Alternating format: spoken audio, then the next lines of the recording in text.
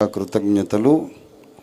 అలాగే వేదిక మీద ఆశీనులైనటువంటి అతిరథులు మహారథులైనటువంటి వివిధ వేదికలను ఏర్పాటు చేసుకొని దళిత జనోద్ధరణ కొరకు అద్భుతమైన ఉద్యమాలు చేస్తున్నటువంటి మహానుభావులు ఇక్కడ ఉన్నారు. మరి ప్రత్యేకంగా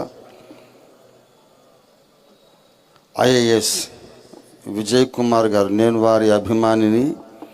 రెగ్యులర్గా వారి ప్రతి వీడియో నేను చూస్తూ ఉంటాను. మరి అందరూ మాట్లాడింది ఒకటి, విజయ్ కుమార్ గారు మాట్లాడింది ఒక ఎత్తు. ఎందుకంటే వారు రాజ్యాంగ నిపుణులు. ఎంతో త్యాగంతో తనకున్న ఉన్నతమైన పదవిని కూడా ప్రక్కన పెట్టి దళిత పీడిత బడుగు వర్గాల బలహీన వర్గాల సేవ కొరకని వారు తమను తాము సమర్పించుకున్నారు. విజయ్ కుమార్ గారికి వందనాలండి. అలాగే ఇంకా ఇక్కడ చాలామంది పెద్దలు ఉన్నారు. మరి కొంతమంది పేర్లు నేను ఎరగను. అలాగే బిషప్స్ కౌన్సిల్ ప్రెసిడెంట్ గారు బాలరాజు గారు, నా ప్రియమైన తమ్ముడు, వారికి కూడా వందనాలు. ఇంకా ఒకరిని మించిన వారు ఒకరు అతిరథ మహారథులు. అందరి పేర్లు చెబితే ఇది అరగంట అయిపోతుంది కనుక మన్నించాలి. అందరికీ కూడా జై భీములు, జై భీమ్, జై భీమ్. ప్రియ మిత్రులారా, నేను 2-3 నిమిషాల్లోనే ముగించుకుంటా, ఎక్కువసేపు మాట్లాడను. దయచేసి గమనించాలి. అసలు మతాలన్నీ ఎందుకు వచ్చినాయి అంటే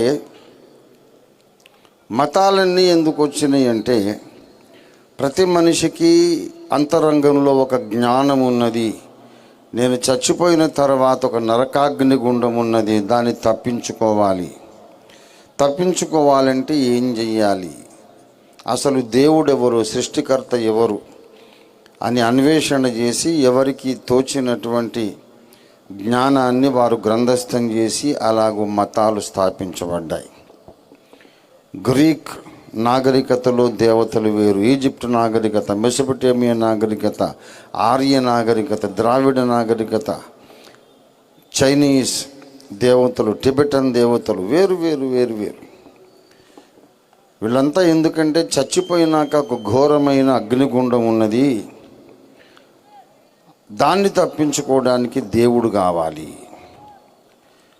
అయితే ప్రియ మిత్రులారా, క్రైస్తవులమైన మనం నమ్మేది ఏంటంటే యేసు ప్రభు వారు మన పాపాల కొరకు చనిపోయి తిరిగి లేచారు.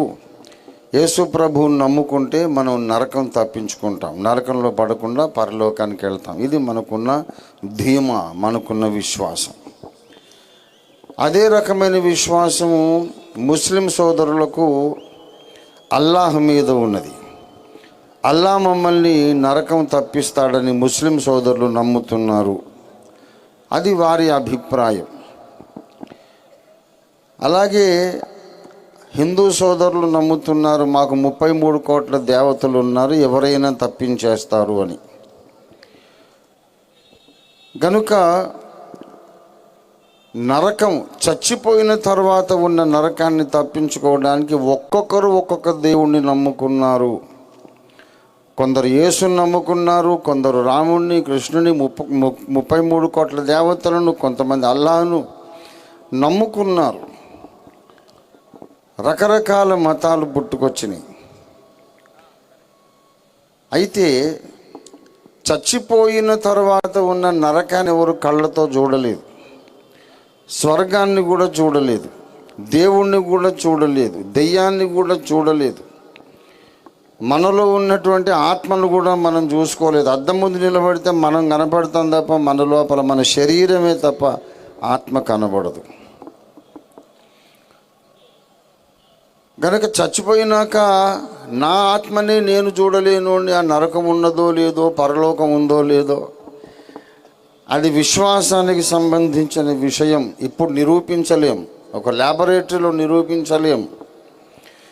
అయితే నేను కనుగొన్న విషయం, నిర్భయంగా ఇప్పుడు ప్రకటించే విషయం ఏంటంటే, చచ్చిపోయిన తర్వాత ఉన్న నరకాన్ని ఏ దేవుడు తప్పిస్తాడో అది వారి వారి విశ్వాసం. కానీ భూమి మీద మనం బ్రతుకుండగానే మనకొక నరకం ఉన్నది. అది మనువాదము, అది కుల వ్యవస్థ, అది కుల వివక్ష. ప్రతిభను బట్టి కాదు, నీ క్యారెక్టర్ని బట్టి కాదు, నీ ప్రవర్తన బట్టి కాదు. ఫలానా కులంలో పుట్టినందుకు నువ్వు నీచుడివి, అంటరాని వాడివి, జంతువు కంటే అధ్వాన్నం, నువ్వు కుక్క కంటే అధ్వాన్నం, నిన్ను కొట్టినా కేసు లేదు, చంపినా కేసు లేదు, నువ్వు విద్యకు అర్హుడివి కాదు, దైవారాధనకు యోగ్యుడివి కాదు, నువ్వు నడిస్తే మా ఊరు అపవిత్రమైపోతుంది, వెనక చీపురు కట్టుకొని నడవాలి, ఎప్పుడైనా దగ్గినా మాట్లాడినా తొప్పిడులు వస్తాయి కనుక మూతుకో ముంత కట్టుకోవాలి, నువ్వు శాస్త్రాలు వినకూడదు, చదవకూడదు, వింటే వేదాలు వింటే నీ చెవుల్లో కరిగించిన సీసం పోస్తాం. ఇలాంటి కఠోరమైనటువంటి ఆంక్షలతో దళితులందరినీ, మాలలు మాదిగలు అన్నటువంటి వారిని, అతిశూద్రులు అన్న వారిని వేల సంవత్సరాలుగా ఈ దేశంలో అణిచివేశారు. రామాయణంలో శంభూక వధ దీనికి చక్కని తార్కాణం. అదే ధర్మ సంస్థాపనమట. అతను మాలమాదిగ కూడా కాదు, ఊరు బయట వాడు కూడా కాదు, అయినా సరే వాడి తల నరికేశారు. తపస్సుకు నువ్వు యోగ్యుడు కాదురా అని. ఇదొక నరకం, ఇదొక నరకం. పేరుకు మాత్రం చెబుతారు అరుంధతీదేవి మాదిగ స్త్రీ, వశిష్ఠ మహర్షి భార్య మాదిగ స్త్రీ, ఇంకా కుల వివక్ష ఎక్కడుంది అని. ఒకరిలో ఇద్దరును అలా చూపిస్తారు, విశాల సమాజాన్ని మాత్రం తొక్కివేస్తూ ఉంటారు. ఈ మనువాదులు సృష్టించిన ఈ నరకంలో వేల ఏళ్ళు దళిత జాతి మ్రగ్గిపోతూ ఉంది. దళితుల్లో మళ్ళీ ఉపకులాలు చాలా ఉన్నాయి, 52 56 అని చెబుతారు పెద్దలు. అందరినీ త్రొక్కేస్తూ ఉన్నారు. ఈ నరకము నుండి ఎవరు తప్పిస్తారు? ఇది నా ప్రశ్న. చచ్చిపోయినాక ఉన్న నరకము నుండి అల్లా తప్పిస్తాడో తెలియదు, యేసు తప్పిస్తాడో తెలియదు, రాముడు తప్పిస్తాడో తెలియదు. కానీ ఇప్పుడు బ్రతుకుండగా మనకున్నటువంటి నరకము నుండి ఎవరు తప్పిస్తారు? నేను చెప్తున్నా, ఏ దేవుడు తప్పించడు. 46 ఏళ్ల సుదీర్ఘ సేవకునిగా, పాస్టర్గా, సంఘ కాపరిగా, సువార్థికునిగా 46 ఏళ్ల సేవ చేసిన నేను చెబుతున్నా, ఈ మత వివక్ష అనే నరకము నుండి యేసు ప్రభువు కూడా తప్పించడు. యేసు ప్రభువు కూడా తప్పించడు. నేను చాలా జాగ్రత్తగా మాట్లాడుతున్నాను, నోరు జారడం లేదు. యేసు ప్రభు కూడా తప్పించడు. ఎందుకు తప్పించడంటే 2000 సంవత్సరాల కిందట తోమా భక్తుడి ద్వారా క్రైస్తవం ఇండియాలోకి వచ్చింది. కుల వివక్ష పోయిందా? క్రీస్తును నమ్మిన సంఘాలలో నుండి కుల వివక్ష పోయిందా? క్రైస్తవులలో మాల క్రైస్తవులు, మాదిగ క్రైస్తవులు కలుసుకోగలుగుతున్నారా? యేసు ప్రభువుని ఆరాధిస్తారు, క్రిస్మస్ వస్తే స్టార్ పెడతారు, Good Friday, Easter, Lent season అన్నీ పాటిస్తారు. కానీ ఈ 2 వర్గాల క్రైస్తవులు కలుసుకుంటున్నారా? కుల వివక్షను యేసు ప్రభు కూడా తీసేయుడు.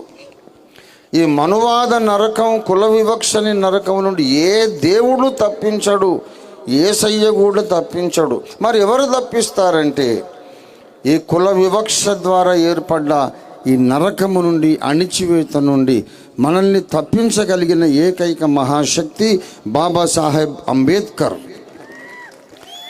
అంబేద్కరిజం ఒక్కటే శరణ్యం. వ్యక్తిగతంగా నేను చెప్పేది ఏంటంటే, మోక్ష సాధన కొరకు మీరు ఏ దేవుణ్ణన్నా నమ్మండి, అభ్యంతరమే లేదు. హిందువులు కండి, ముస్లిములు కండి, క్రైస్తవులు కండి, లేకపోతే అర్ధనాస్తికత్వం బౌద్ధంలోకి వెళ్ళండి, జైనంలోకి వెళ్ళండి, ఏ మతంలోనైనా ఉండండి, ఆఖరికి దేవుడే లేడని చెప్పుకోండి, అది మీ వ్యక్తిగత విషయం.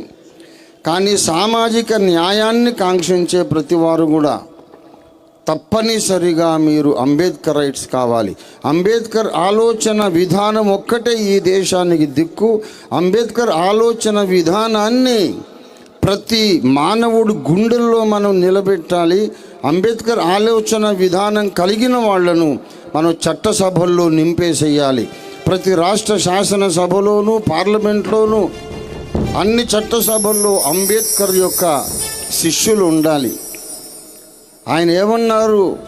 కులం పునాది మీద ఒక జాతిని కానీ నీతిని కానీ నిర్మించలేరు. అది మహాశయుడు అంబేద్కర్ గారి యొక్క ఉవాచ. Demolish this bloody cost system by encouraging inter caste marriages అన్నాడు ఆయన. సమాజంలో పెను విప్లవం రావాలి. ప్రియ మిత్రులారా, మనం ఇప్పుడు చెప్పుకుంటున్నాం మనకు అన్యాయం జరుగుతోంది, ఇది రాజ్యాంగ విరుద్ధమని. నేను చెబుతున్నాను, తెలియని వాళ్ళు ఎవరండి? దళిత క్రైస్తవులకు మేము రిజర్వేషన్లు ఇవ్వము, దళిత క్రైస్తవులకు ఎస్సీ ఎస్టీ అట్రాసిటీ చట్టం కింద మేము రక్షణ కల్పించము అని చెబుతున్నారు. అది అన్యాయం అన్యాయం అని తెలియని వాళ్ళెవరు? అన్యాయం చేస్తున్న వాళ్ళకు కూడా తెలుసు ఇది అన్యాయం అని. వాడు కావాలని అన్యాయం చేస్తున్నాడు. ఏదో రకంగా బెదిరించి భయపెట్టి క్రీస్తు సువార్త వ్యాప్తిని అరికట్టాలని వాళ్ళ యొక్క కుట్ర. ఇవన్నీ తెలిసి వాడు నేరం చేస్తూ ఉంటే వాడి దగ్గరికి వెళ్ళి నువ్వు చేసే తప్పు బాబు అని చెప్తే ఏం లాభం? దొంగ దగ్గరికి వెళ్ళి ఎవరే దొంగతనం తప్పురా అని చెప్తే ఏమి లాభం? వ్యభిచారి దగ్గరికి వెళ్ళి వ్యభిచారం తప్పురా అని చెప్తే ఏమి లాభం? త్రాగుబోతు దగ్గరికి వెళ్ళి మంచిది కాదని చెప్తే ఏమి లాభం? ఇది తప్పు అని చెప్పడం నిష్ప్రయోజనం. వాళ్ళు తెగించేశారు, బరి తెగించేశారు. దళితులను ఎలాగైనా అణిచివేయాలి, క్రీస్తు సువార్తను అరికట్టాలి. ముందు దళితులను ఏమన్నారు తెలుసా? మా గుడికి రావద్దు నువ్వు అన్నారు. మా గుడికి రావద్దు, మీరు అపవిత్రులు, మీరు వస్తే మా గుడి మైలుపడిపోతుంది. సరే, మరి మీ గుడికి రావద్దన్నారు కదా, మేము ఏ గుడికైనా వెళ్తాం, పోయి బావిలో దూకుతాం, చెరువులో దూకుతాం, ఊరేసుకుంటాం, ఏమన్నా చేసుకుంటాం, నీకెందుకు? మీ గుడికి రావద్దన్నావు కదా, మాకెక్కడ ప్రేమ దొరుకుతుందో అక్కడికి వెళ్తాం అని వెళుతుంటే నువ్వు ఆ గుడికి వెళ్ళొద్దు, ఆ గుడికి వెళ్ళొద్దు, ఆ గుడికి వెళ్తే నీకు రిజర్వేషన్ ఉండవు. అరే, నీ గుడికి ఏమో రావద్దంటావు, ఇంకో మందిరానికి వెళ్తే అక్కడికి వెళ్ళొద్దంటావు. అంటే దళితుల మీద అణిచివేత. వాళ్ళేమో కలుపుకోరు. ఇప్పుడు ఘర్వాపసి అంటున్నారు. దళితులు క్రైస్తవులందరూ మళ్ళీ హిందువులుగా మారాలట. హిందువులుగా మారుతామండి, సరే మంచిదే. మాకు ఏ కులం ఇస్తారు చెప్పండి? మేము క్రైస్తవ విశ్వాసం నుండి మళ్ళీ మేము హిందువుల్లోకి వస్తాం. మమ్మల్ని రెడ్డి చేస్తారా, కమ్మ చేస్తారా, కాపు చేస్తారా, శెట్టి బలిజలు అంటారా, బ్రాహ్మణులు అంటారా, క్షత్రియులు అంటారా, వైశ్యులు అంటారు? ఏ కులం ఇస్తారు? అంటే వాళ్ళ అజెండా ఏమిటంటే, అల్టిమేట్గా నేను చెబుతున్నది ఏంటంటే, క్రీస్తు సువార్తను ఆపడానికి, వ్యాప్తిని ఆపడానికి వాళ్ళు చేస్తున్న ఓ చేతగాని శుష్క ప్రయత్నము, విఫల ప్రయత్నమే ఈ రిజర్వేషన్ల మీద వాళ్ళు చేసే కుట్ర. వాళ్ళు ఎంత చేసినా సువార్త ఆగనే ఆగదు. వాళ్ళు ఎంత చేసినా సువార్త ఆగనే ఆగదు. జనతా ప్రభుత్వ హయాంలో ఓం ప్రకాష్ త్యాగి గారు యాంటీ కన్వర్షన్ బిల్లు పెట్టారు. అయితే అప్పుడు పార్లమెంట్లో నీలం సంజీవరెడ్డి గారు సంతకం పెట్టలేదు కనుక ఆ బిల్లు వీగిపోయింది. తర్వాత జనతా ప్రభుత్వమే కూలిపోయింది. తర్వాత అరుణాచల్ ప్రదేశ్ రాష్ట్ర స్థాయిలో యాంటీ కన్వర్షన్ బిల్ వారు పెట్టుకున్నారు. ఇప్పుడు 35-40 సంవత్సరాల తర్వాత ఏం జరిగిందో తెలుసా? ఓం ప్రకాష్ త్యాగి గారు అరుణాచల్ ప్రదేశ్లోనే మతం మార్పిడి విరోధ బిల్లు తెచ్చినప్పుడు 115 మంది అక్కడ క్రైస్తవులు ఉన్నారు. ఇవాళ లెక్కేసుకుంటే 185 మంది అక్కడ క్రైస్తవులు ఉన్నారు. ఇది ప్రభుత్వ లెక్కలు. మొన్న ఒక విశాలమైన మైదానంలో లక్షల మంది హాజరై ప్రకటించారు. ఇంటర్నెట్లో వచ్చింది ఆ దృశ్యం. Arunachal Pradesh belongs to Christ అని ప్రకటించారు. అరుణాచల్ క్రీస్తుకు చెందినది అని ప్రకటించారు. చట్టాలు తెచ్చి సువార్తను ఆపలేరు, శ్రమలు పెట్టి సువార్తను ఆపలేరు, హింసలు పెట్టి సువార్తను ఆపలేరు, రిజర్వేషన్లు రద్దు చేసిన సువార్తను ఆపలేరు. అసలు క్రైస్తవ విశ్వాసం పుట్టిందే శ్రమలలో. కాబట్టి ఎవరు మేమేం భయపడలేదు. ఇంతకుముందు చెల్లి మాట్లాడింది, ఈ రిజర్వేషన్లు మీరు ఇచ్చినా ఇవ్వకపోయినా మేము మాత్రం యేసయ్యనే నమ్ముకుంటామని ప్రకటించేసి చెల్లెమ్మ. మనందరి స్టాండ్ అది. రిజర్వేషన్లు ఇస్తారని పురుషోత్తం చౌదరి గారు నమ్మారా? రిజర్వేషన్లు ఇస్తారని పులిపాక జగన్నాథం గారు నమ్మారా? రిజర్వేషన్లు ఇస్తారని ఆర్ఆర్కే మూర్తి గారు నమ్మారా? ఇదంతా భ్రమ. దీని మీద కాదు మనం ఆలోచించాల్సింది. ఎవరైతే కుట్రపూర్వకంగా సువార్తను ఆపడానికి ఈ ముసుగులో మనతో పోరాడుతున్నారో వాళ్ళను గద్దె దించాలి. అంబేద్కర్ మహాశయుణ్ణి గద్దెక్కించాలి. పార్లమెంట్లో అంబేద్కర్ కూర్చోవాలండి. పార్లమెంట్లో అత్యధిక మెజారిటీ అంబేద్కర్ రైట్స్ కూర్చుంటే మణిపూర్ లాంటి సంభవాలు జరగవు. జరుగుతాయా? జరగవు. We want Ambedkar to rule India, the spirit of Ambedkar to rule India. ఈ పని చేయగలిగిన శక్తి క్రైస్తవ సమాజానికి మాత్రమే ఉంది. నేను చెప్తున్నా, ప్రతి క్రైస్తవుడి గుండెల్లోకి అంబేద్కర్ బోధనలు రావాలి. చర్చిలోకి అంబేద్కర్ రాగలిగితే సామాజిక న్యాయం పార్లమెంట్లో ప్రవేశిస్తుంది. చర్చిలోకి అంబేద్కర్ రాగలిగితే అణిచివేయబడ్డ వర్గాలు పార్లమెంట్లో రూల్ చేయగలుగుతారు, పరిపాలన చేయగలుగుతారు.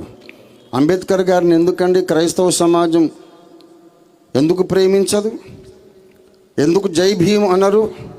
ఇంట్లో రాజ్యాంగం ఎందుకు ఉండదు? అంబేద్కర్ బొమ్మ ఎందుకు ఉండదు? క్రైస్తవ సమాజం ఆత్మ పరిశీలన చేసుకోవాలి. మాల, మాదిగ, బీసీ, ఎస్టీ అన్ని వర్గాలలో ఉన్న క్రైస్తవులందరూ ఏకమై అంబేద్కర్ భావజాలాన్ని వారు తమలో సాధన చేసి అందరికీ ప్రచారం చేస్తే ఇంకొక నెక్స్ట్ ఎలక్షన్లో కల్లా ఒక నవభారత నిర్మాణాన్ని మనం చూడగలుగుతాం. పార్లమెంట్లో అంబేద్కరే కూర్చుంటే మణిపూర్ ఎలా జరుగుతుందండి? మణిపూర్ తయారు కాదు. మనం ఇంకా నిద్రపోయామనుకోండి, మేమేదో పరిశుద్ధులము, మాకు అంబేద్కర్ వద్దు, మేము పరిశుద్ధులం, మాకు రాజ్యాంగం వద్దు, మేము పరిశుద్ధులం, మాకు రాజకీయాలు వద్దు అనే భ్రమలో బ్రతికితే మరొక 5-6 సంవత్సరాలలో 29 రాష్ట్రాలు మణిపూర్ లాగా తయారవుతుంది. ఇది గ్యారంటీ. వాళ్ళు శాంపుల్ చేసి చూపించారు. క్రైస్తవ సమాజమా మేల్కొమ్మని నేను విజ్ఞప్తి చేస్తున్నాను. అసలైన సమస్య యొక్క జీవనాడి మీద నేను మాట్లాడుతున్నాను. ఇది అన్యాయమని వాళ్లకు తెలుసు, మనకు తెలుసు. తెలిసి అన్యాయం చేస్తున్నారు. Because they don't like Christ, they don't like Jesus. మనల్ని భయపెట్టి, బెదిరించి, బాధపెట్టి యేసు మతాన్ని వదిలేయమని మనల్ని వాళ్ళు ఒత్తిడి చేస్తున్నారు. అసలు ఇది కాదు సమస్య, ఇది కాదు సమస్య. నేను ఒక మాట చెబుతున్నాను. రాజ్యాంగం మనకిచ్చిన ప్రాథమిక హక్కు అన్నాను, బాగా గమనించండి. రాజ్యాంగము ప్రాథమిక హక్కుగా ఇవ్వని కంట్రీస్లో కూడా క్రైస్తవ్యం వ్యాపిస్తూనే ఉంది. ప్రాథమిక హక్కు అరుణాచల్ ప్రదేశ్లో కాదు. అయినా సరే 15% పోయి 85% అయ్యారు, 100% అయ్యారు. మొదటి శతాబ్దంలో, అది మొదటి శతాబ్దం, ఫస్ట్ సెంచరీలో రాజ్యాంగ హక్కు కాదు. యేసును నమ్మితే కొట్టారు, చంపారు, హింసించారు, అయినా వ్యాపించింది. నేను ఒక మాట మిమ్మల్ని అడుగుతున్నానండి. సువార్త ప్రకటిస్తాము, ఒకవేళ రేపు రూల్ చేస్తారు, సువార్త ప్రకటిస్తే చంపేస్తామని, మీరు సువార్త ఆపేస్తారా? మరి ఇంకేంటండి హక్కు? రాజ్యాంగం కాదండి, మన మనస్సాక్షి మనకిచ్చిన హక్కు, ఆ సర్వ సృష్టికర్త మనకిచ్చిన హక్కు. వాళ్ళు రాజ్యాంగం ప్రకారంగా మనకు హక్కు ఇస్తే రాజ్యాంగ ప్రకారం సువార్త ప్రకటిస్తాం. హక్కు ఇవ్వకపోయినా సువార్త తనంత తాను వ్యాపిస్తూనే ఉంటుంది. సువార్త దేవుని శక్తి, దేవునికి స్తోత్రం కలుగును కాక. గనక మనందరం ఒకటే దృష్టి పెట్టాలి. పార్లమెంటులో కొందరు అంబేద్కర్ రైట్స్ను ప్రవేశపెట్టాలి. దీనికి నా బ్రతుకు అంకితం చేశాను. నేను ఎంపీ కావాలనో పిఎం కావాలనో కాదు, కనీసం ఒక 50 మందిని లోక్సభలోను రాజ్యసభలోను ప్రవేశపెడితే కనీసం ఈ అన్యాయాలను ప్రశ్నించే ఒక రాజకీయ స్వరం ఉంటుంది. దాని మీద మనం దృష్టి పెట్టాలి. అలా దృష్టి పెట్టనంత వరకు ఇలాంటివి 1000 సభలు పెట్టుకున్న ఆ మతోన్మాదులకు కొమ్ములు వస్తూనే ఉంటాయి, అన్యాయం చేస్తూనే ఉంటారు. ఈ సభలను చూసి వాళ్ళు నవ్వుకుంటారు. ఇట్లాంటి సభలు బోలెడు చూసామంటారు. కానీ ఒక ఐదుగురిని కూర్చోబెట్టండి పార్లమెంట్లో, ఎందుకు కాదు చూద్దాం. ఒక 5గురిని లోక్సభలో కూర్చోబెడితే సమాజం యొక్క దృష్టి మారిపోతుంది. క్రైస్తవులను గౌరవిస్తారు. ఈ పిచ్చి పిచ్చి నల్ల చట్టాలు చేయరు. రామ్నాథ్ అత్వాలే ఆర్పిఐ సభ్యుడు, ఆయన ఒక్కడే లోక్సభ మెంబరు ఉంటాడు. ఒక్కడే లోక్సభ మెంబరు. ఏ ప్రభుత్వం వచ్చినా ఆయన క్యాబినెట్ మినిస్టర్. మరి అంత ఉన్నప్పుడు 50 మంది అంబేద్కర్ రైట్స్ లోక్సభలో ఉంటే పరిస్థితి ఏంటి చెప్పండి. మనువాదాన్ని మనమే అణిచివేసి అణగద్రొక్కొచ్చు, ఉక్కుపాదంతో త్రొక్కేసేయచ్చు. మనం ఒక రాజకీయ శక్తి కానంత వరకు సిద్ధాంతాలు మాట్లాడితే లాభం లేదు. దయచేసి చేతులు కలపండి, అందరం కలిసి ఒక మహా రాజకీయ శక్తిగా ఎదిగి పార్లమెంట్లో ప్రవేశించి ఈ ఉపన్యాసాలు అక్కడ ఇద్దాం. అప్పుడు మనువాదం తోక ముడిచి పారిపోతుంది. అలా మనువాదాన్ని పారద్రోలగలిగినటువంటి దేవుడు కాని దేవుడు, సృష్టికర్త కాని దేవుడు అంబేద్కర్ మహాశయుడు. వారిని మనం మన గుండెల్లో పెట్టుకుందాం. సృష్టికర్త రక్షణకర్త యేసయ్య ఒప్పుకున్నాం. ఇక్కడ రక్షణ కొరకు కాదు, మోక్షం కొరకు కాదు. ఈ నరకాన్ని తప్పించాలంటే, మనువాద నరకాన్ని తప్పించాలంటే అంబేద్కరిజం ఒక్కటే మార్గం. అందుకే నేను క్రిస్టియన్ అంబేద్కరైట్. దయచేసి ప్రతి సంఘం అంబేద్కరిజంను పాటించినట్లయితే మన దేశం స్వర్ణ భారతదేశం అయిపోతుంది. ఇంతటితో ముగించుకుంటున్నాను. అందరూ ఈ పాయింట్లు మీరు ఆలోచించాల్సిందిగా మనవి. సమయం ఇచ్చినటువంటి తమ్ముడు మల్లెల రాజు గారికి హృదయపూర్వక కృతజ్ఞతలు. Thank you very much. జై భీమ్. అంబేద్కర్ ఆలోచన విధానం సాధిస్తాం.